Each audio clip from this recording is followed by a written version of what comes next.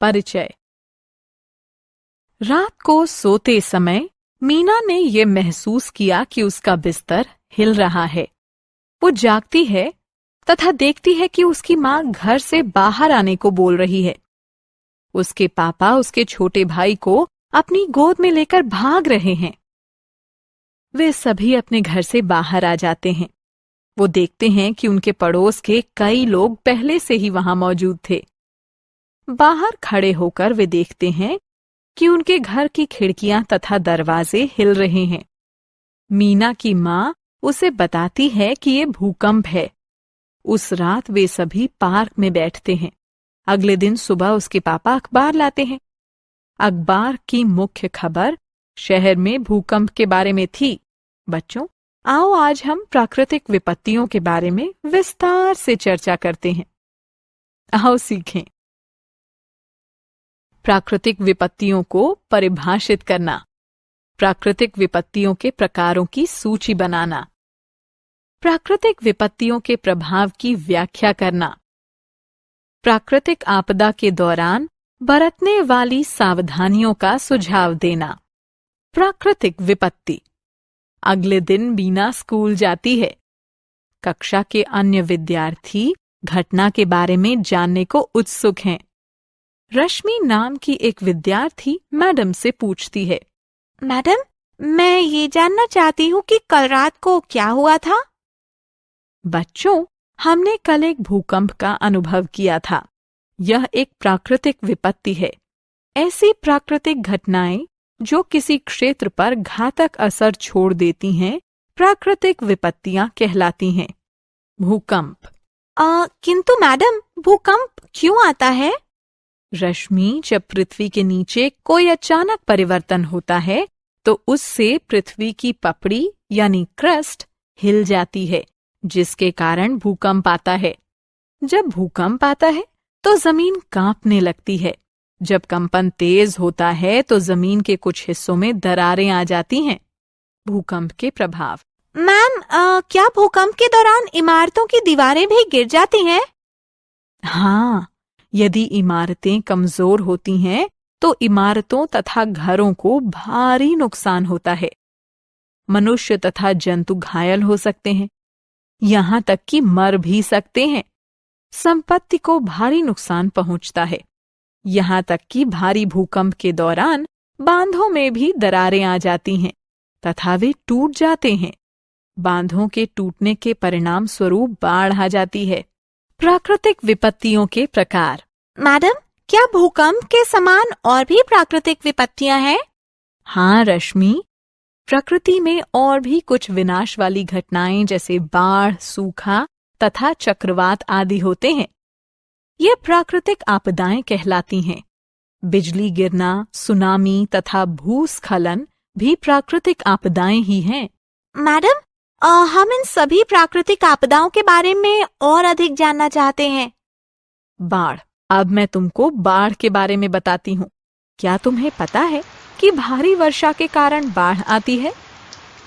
जब अधिक तथा तेज वर्षा होती है तो नदियों में आवश्यकता से अधिक पानी हो जाता है तथा वह बाहर आ जाता है, जिससे आसपास का क्षेत्र डूब जाता है। पानी घरों, दुकानों, सड़कों, खेतों आदि में घुस जाता है तथा संपत्ति को नुकसान पहुंचाता है। बाढ़ जीवन तथा संपत्ति दोनों को ही नष्ट कर देती है। लोग बेरोजगार हो जाते हैं तथा वो शहरों की तरफ प्रस्थान करने लगते हैं तथा वहां जाकर वे मजदूरी करने लगते हैं। सूखा। अब हम ये जानते हैं कि अधिक वर्षा होने पर बाढ़ आ जाती है। अब जरा सोचिए, तब क्या होता है जब बिल्कुल भी वर्षा नहीं होती है? हाँ, इससे एक अन्य प्रकार की प्राकृतिक आपदा होती है जो कि सूखा कहलाता है। इस प्रकार हम कह सकते हैं कि सूखा तब पाया जाता है जब बहुत कम वर्षा हो या बिल्कुल भी वर्षा न हो। सूखे के दौरान नदियां, तालाब, कुएं तथा अन्य जल संसाधन सूख जाते हैं। खेती के लिए बिल्कुल भी पानी नहीं मिलता है। यहाँ तक कि पीने का पानी भी बहुत मुश्किल से मिलता है। इसमें अनाज तथा पानी दोनों की ही कमी हो जाती है। चक्रवात। बच्चों, क्या तुम जानते हो कि चक्रवात क्या होता है? चक्रवात में चक्रीय हवाएं बहुत तेजी से चलती हैं। बहुत अधिक वेग से चलने वाली तेज हवाएं रास्ते में आने वाली सभी चीजों जैसे पेड़ों, घरों, बिजली के खंभों आदि को तहस नहस कर देती हैं। चक्रवात विशेषतः समुद्र के किनारे वाले भाग में आते हैं। आकाशीय बिजली। बच्चों, तुम जानते ही हो कि आकाशीय बिजली भी एक प्राकृतिक आपदा ही है। बरसात के मौसम में जब आकाश काले बादलों से घिरा होता है, हम आकाश में बिजली कड़कते हुए देखते हैं। बिजली इमारतों, पेड़ों या मैदान पर गिर सकती है। जिस स्थान पर बिजली गिरती है, उस स्थान की सभी वस्तुएं जल जाती हैं। बिजली गिरने से कभी-कभी जीव जंतुओं यहाँ तक कि मनुष्यों की भी मृत्यु हो जाती है। भूस्खलन। बच्चों, स्क्रीन पर एक चित्र दिखाया गया है। इसमें आप देख सकते हैं कि मिट्टी ढलान से नीचे गिर रही है। जब ऊंचे पहाड़ों से घाटी में बड़ी मात्रा में मिट्टी तथा चट्टानें गिरती हैं, तो भूस्खलन कहलाता है। भूस्खलन होने पर पहाड़ी क्षेत्र के रास्ते बंद कर दिए जाते हैं। कुछ लोग घायल हो जाते हैं तथा कुछ मर भी जाते हैं। सुनामी। बच्चों, आपने सुनामी के बारे में अवश्य सुना होगा। समुद्री लहरों की एक बहुत लंबी तथा ऊंची श्रृंखला सुनामी कहलाती है।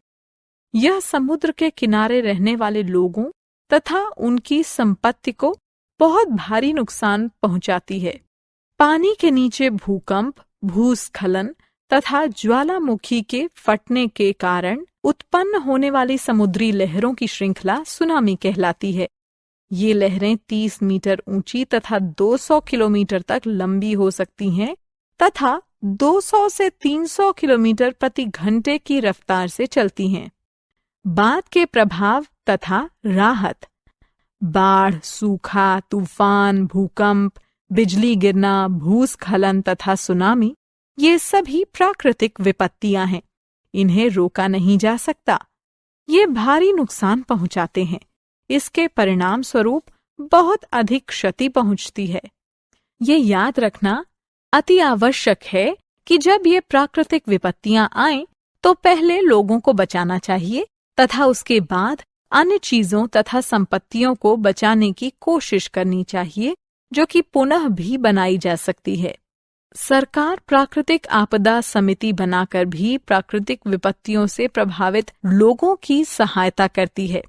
ये समिति ऐसी घटनाओं के घायलों को सहायता प्रदान करती है। देश के उत्तरदायी नागरिक होने के नाते हम जो भी कर सकते हैं वो करना चाहिए। उसके द्वारा हमें सरकार की सहायता करनी चाहिए। हमने क्या चर्चा की? जब पृथ्वी के नीचे कोई अचानक परिवर्तन होता है तो उससे पृथ्वी की पपड़ी हिल जाती है, जिसके कारण भूकंप आता है। जब अधिक तथा तेज वर्षा होती है तो नदियों में आवश्यकता से अधिक पानी हो जाता है तथा वह बाहर आ जाता है, जिससे आसपास का क्षेत्र डूब जाता है।